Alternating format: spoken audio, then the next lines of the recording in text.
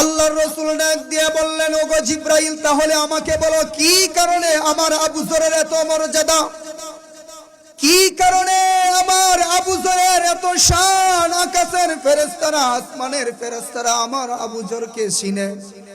আর হযরতে আবু যর এমনই একজন আল্লাহর রাসূলের প্রিয় সাহাবী। হযরতে আবু যর গিফারি খাদেমে খায়রুল বশর, खिदमतों में जिंदगी पर ना बनाया अपना घर। दुनियाए सदाकत में तेरा नाम रहेगा, दुनियाए सदाकत में तेरा नाम रहेगा, सिद्दीक तेरा नाम से इस्लाम रहेगा। दुनियाए अदालत में तेरा नाम रहेगा, दुनियाए अदालत में तेरा नाम रहेगा, फारूक तेरा नाम से इस्लाम रहेगा, फारूक तेरा नाम से इस्लाम रहेगा।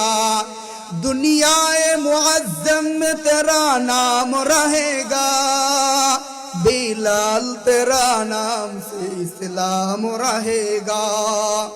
दुनियाए सुजाअत में तेरा नाम रहेगा, दुनियाए सुजाअत में तेरा नाम रहेगा, आली तेरा नाम से इस्लाम रहेगा।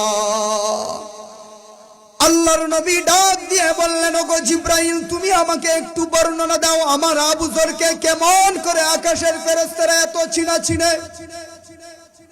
জিবরাইল ডাক দিয়ে বললেন, ওগো আল্লাহর রাসূল, আপনার সাহাবী হযরতে আবু যর এমনই একজন সাহাবী, নিজেকে এত ছোট মনে করে, নিজেকে এত অনমনীয় মনে করে, যেই ব্যাপারে আল্লাহ তাআলা কুরআনে কারীমের মাধ্যমে বলেন, ওয়া ইবাদুর রহমানিল্লাযীনা ইয়ামশুনা আলাল